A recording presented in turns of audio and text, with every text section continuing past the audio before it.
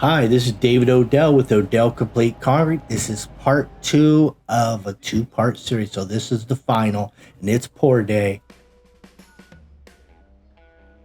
We have gravel pit coming up on this one, a new concrete supplier out here in my area, Bullhead, Arizona. The gravel pit. A nice brand new truck rolling up here for me, and I have 11 yards in this monster. I needed 11 to get this thing done without a cleanup. If I was in Cali, the most I could get was 10. The most I could get is 10 on the roads. Here I can get pretty much whatever I want. We don't have those weight restrictions and stuff. So this will save me a lot of money in the long run because it saves everybody money, really. So I got one load coming in here instead of two. This is what it looks like when you're ready to pour. This concrete mix design is 3000 psi. It's pea gravel mix, 3/8 inch minus. I've got some fiber mesh in here as well. This is cold weather now that we're in. We're probably in like 60, 70 degrees. Some people consider that hot depending on where you live, but here it's cold. But so the fiber for me is mostly for fast drying, shrinkage, crack control. But in this case, it's because I'm going to saw cut, and I like to cut it the very next day. And in cold weather, concrete dries a little bit slower. So if you cut it early, you could get spalling. Fiber helps hold that together so I don't get as much spalling when I make those cuts. And that's why I have it in here. Here's your 4-foot wide magnesium bowl float on a rocker. I've got Efren out here with Pure Steel. He brought his boys in to help me out over here. That's Jorge right there on the left. And here's the pump guy.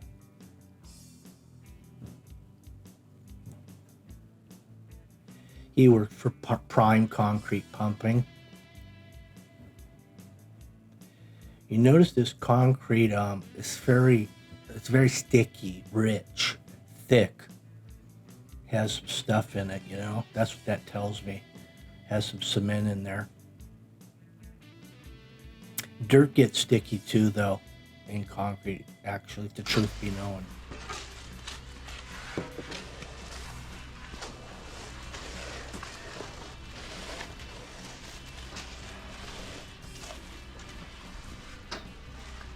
So right here we have, see, I have a 12-foot and a 10-foot aluminum screed, but old Efren's got like a 16-footer, so that's what we're using here. Worked out real nice. You know, I raised the elevation on that block retainer under the house. And you could see that in part one, how I rigged that up.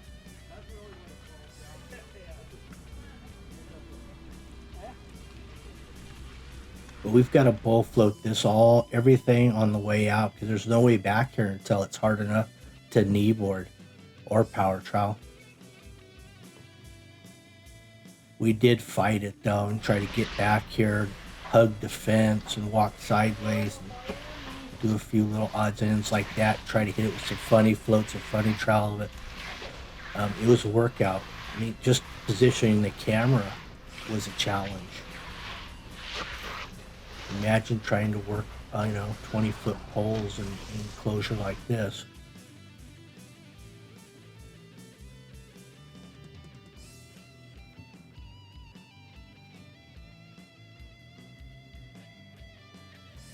So right here, we got a high point in the middle of the back of the house, and it's flowing both directions. So we're gonna wet screed it this direction, so that we know that we got a good flow point towards the side yard. And we want to make sure that we're no higher than that existing concrete slab that little shed's setting on. The addition to the manufactured home, basically. The manufactured home's sitting on jack, so there's a crawl space under it. But that little shed has a fixed slab.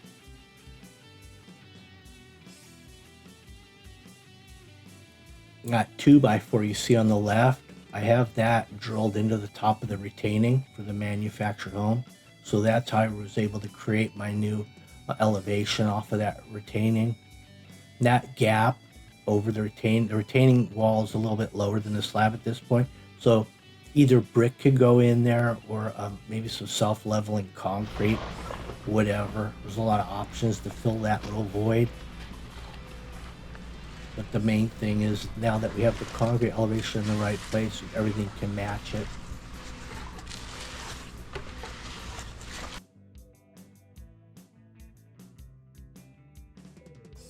Efren's on the bowl float. I was on the initial screed. Now Doug and Jorge are on the screed. Here's Efren laying it down along the shed slab.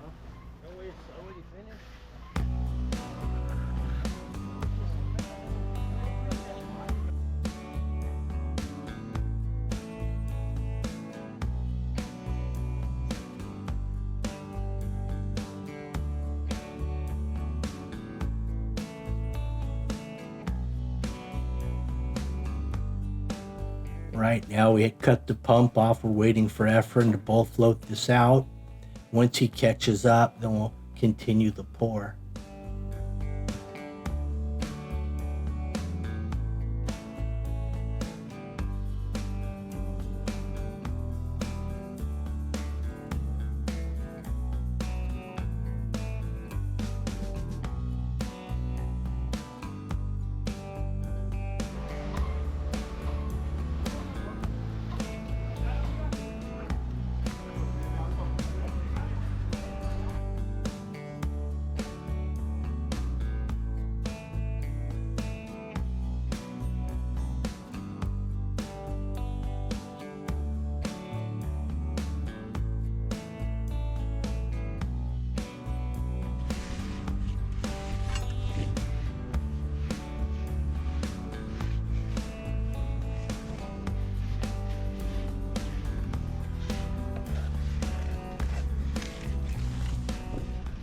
This is Luis. Luis is right now laying it down with a hand float, trying to catch edges. He's snuck into the backyard where he could. I really like those rubber boots he's got. Haven't seen any like that.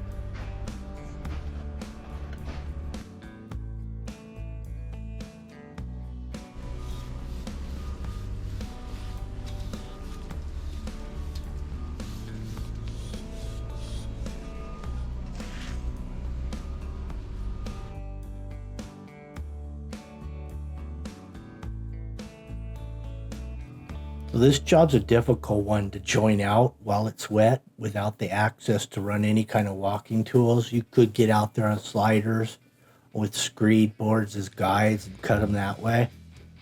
But I really like the idea of saw cutting in a situation like this, so that's what I'm going to do.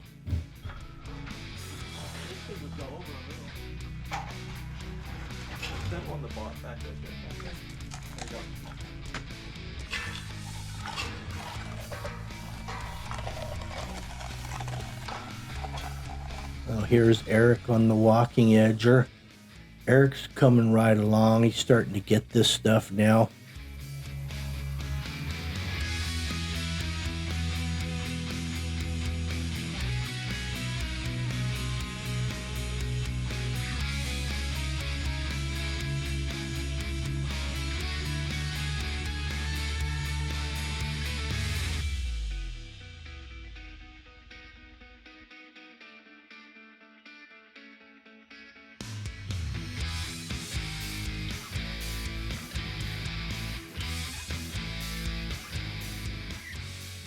Here's one of Efren's tools. He's got a Fresno, looks like about a 3 foot, maybe less.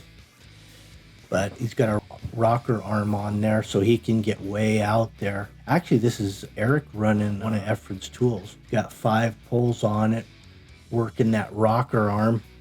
So you try to extend it as far as possible. That way when we get out there by hand, we don't have, some of it will be in better shape than others.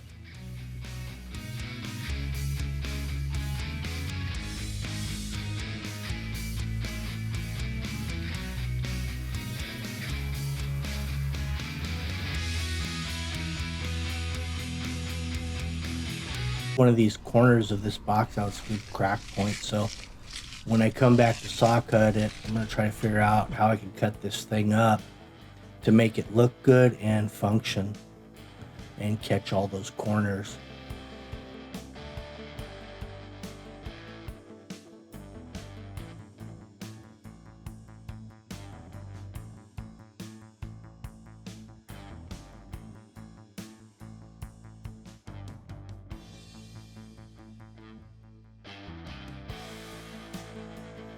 So this is a good situation for a power trowel if you don't have enough manpower, but we've got plenty of guys here, so we're just gonna work it all out off the knee boards.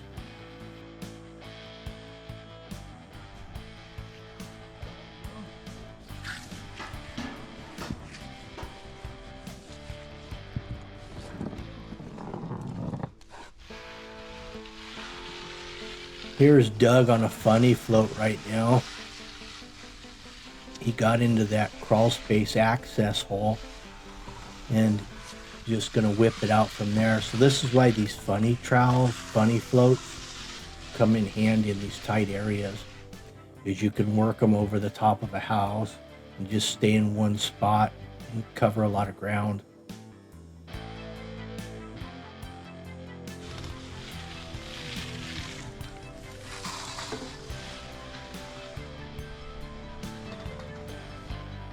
You can see Efren on the sliders over there. He's standing on my fiberglass sliders. He's got his toe hooked under the buckles, and he's just walking around with that, with the funny trowel right behind the funny float. He's also used the fiberglass knee boards to actually float the concrete. You notice he left a couple holes in it here and there with those, so he's just trying to move the concrete around now to fill in the holes.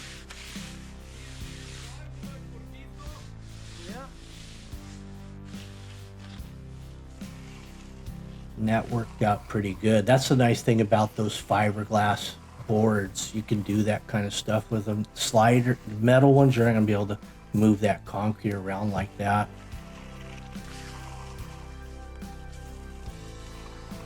So it seems like every tool has a really good purpose for it, whether it be the fiberglass knee boards or the metal ones. You know, they have different reasons for them. Like the metal ones, I like when the concrete's really hard on my final pass. But when the concrete's wet or I'm on a minor slope, then I like the fiberglass ones. So it's nice to have both sets on you.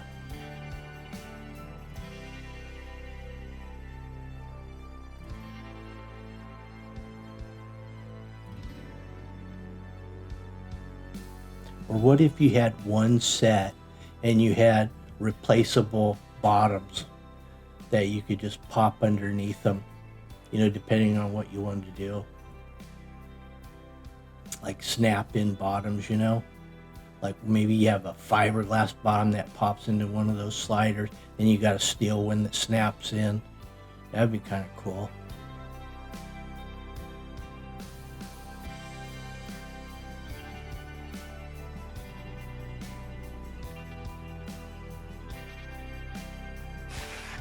Now here's a little hand joint going in. I did have to put one in here, you know, while the concrete was wet, because this is a major crack point that could crack overnight before I get a chance to cut. So a lot of times I'll do that. I'll just get one key control joint in, so it'll get me through the night, so I'll sleep better that way.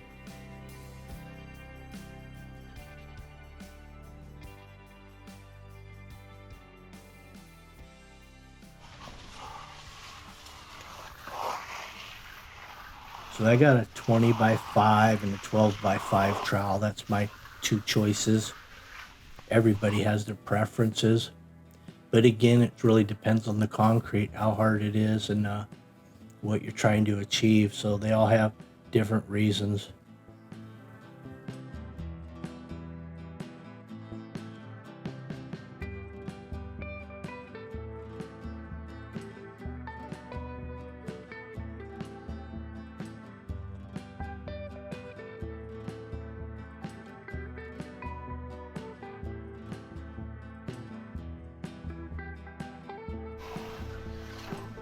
Here's Jorge pulling a little mud off those sliders. They're building up on the edges. And he takes that, throws it into a couple holes here and there. You can tell Jorge's got the original equipment. He's running the double square trowel. That's, a real concrete trowel. It's where the shank is within an inch of the ends, and everything's staying flat, straight. When you see guys with double rounds with the shank 4 inches from the ends, what's really happening is you're just going over the contours of whatever is there, so you're not really flattening. You couldn't flat because you couldn't see what's going on. But I tell you what, if you want to really make an impression, finishing concrete, for like, if you're not that good at it, but you really want to be, concrete scale, top pay, you get yourself a pool trowel and get out there. You won't leave a tree. Look like a master finisher. No trowel marks every time. But you may have a guy that's looking at you like, why is this guy using this tool right now?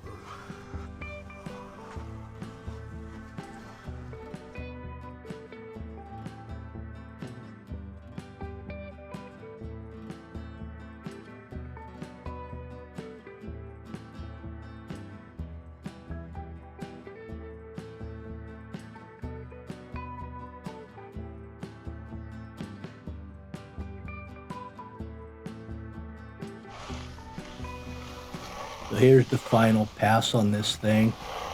This is where I would have liked to have had the metal knee boards, because these fiberglasses were kind of getting stuck.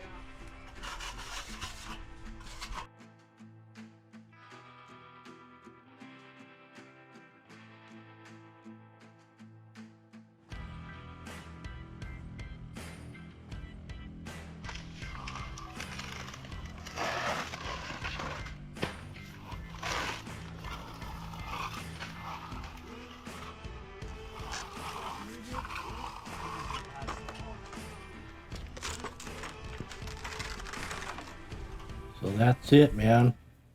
It's getting close. Broom time right now. The only way I can broom this is off of my sliders again.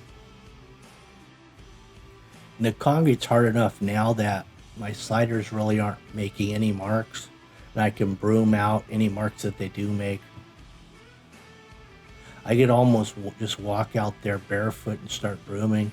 It was that hard when I started brooming it. But they do make a shoe. It's like an oversized sandal that slips on your boot. It gives you, it's just oversized, so you could just slip that sandal on, velcroed over your boot, and just walk around with them. And then I probably need to get a pair of those. See those areas I had to re-trowel right there? That's because these sliders were sticking to the surface and then pulling up chunks at this point. So I had to re-trowel. Now if I had the metal ones, I might have been able to pull that off without the sticks, without getting the stickies on there. Or if I had the shoes, the sandals, could have pulled it off without the stickies. I think I'll get some of those when I go to World of Concrete. So I need the vibrator for the bowl float. I know I need that. Now I need the sandals at World of Concrete. I just keep thinking of more stuff that I need over there. And you know what I do? I wait till Friday, the last day of World of Concrete, because that's when everything goes half price. Because nobody wants to load their trailer up and then haul it all the way back to wherever they came from. So on Friday, everything's half price. I think Friday is the last day. Yeah, pretty sure. 21st through the 23rd.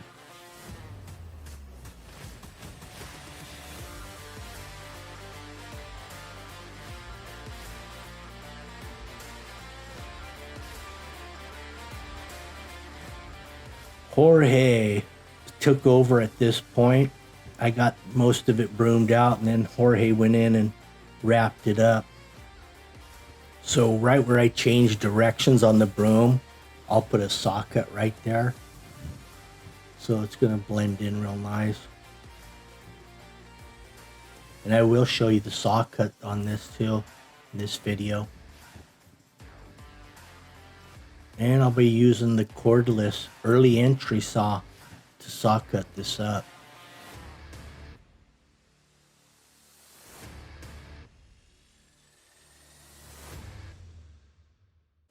All right, here it is the next day. You can tell it's still really green, which means it's fresh. There is no white spots yet. Usually you'll get some white spots here and there, or it could even be, oh, here's a little bit of where it's curing out faster, where it's a lighter color there. But now these Tapcons, shoot, I've had these masonry screws for probably maybe 10 years. I just reuse them over and over and over again. I know a guy that, one guy I used to work with years ago, he'd actually save all of his nails, all his duplex. He'd go out with, he rigged up a magnet, and he'd go around the outside of the jobs, collect all the nails, straighten them all out on his downtime, and just keep reusing them. Great idea if you have the time to do that.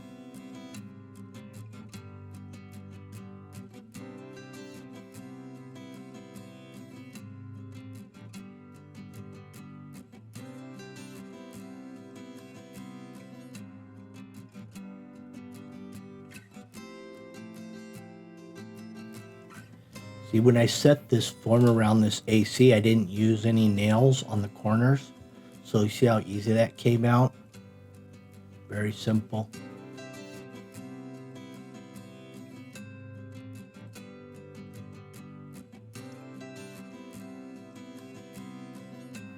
Now it's just a matter of making some lines, control lines on here that make sense and function and pick up the crack points.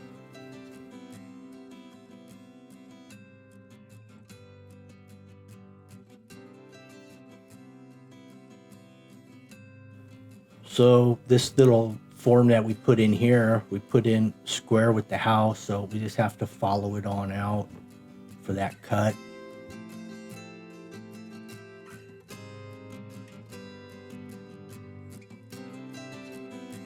And here's the Milwaukee cordless early entry saw. It has a vacuum attachment. I rarely use it because the way this thing's designed is that all the dust, it's trapped right on the ground, so it's not blowing up in the air.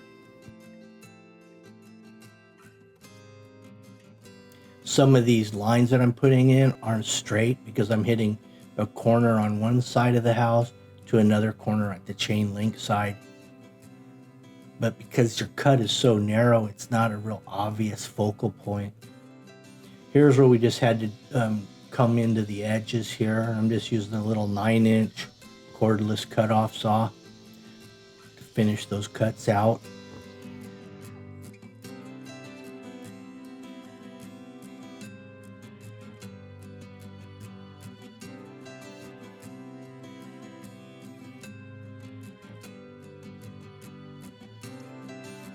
This thing drained beautifully. No puddles in it. Here's some splatters that we got on the fence. It comes off really easy off of plastic, so just a matter of touching it with something. Could be a sponge, a broom, your finger, whatever. Comes off real easily. Luckily that the way this neighborhood is set up, the houses are fairly close together, like a typical tract home would be. So it's all kind of protected from the wind. But if you were to have a chain link fence like this that has these slats in it, like for instance at my house, where it's out in the open on an acre piece of property where it's not in a little community that's protected by other houses, this fence would just blow down instantly. All right, here's a beautiful look at the finished product after the saw cuts and it's all washed up. Notice how there's no bird bass on here. Water drains off great. Saw cuts are perfectly straight. Another perfect job. All right, thanks for watching the video. Make sure you like, share, subscribe. If you have any questions concerning your future project or ongoing project, get me on consultation through my website at Odell Complete Concrete. Thank you. Bye.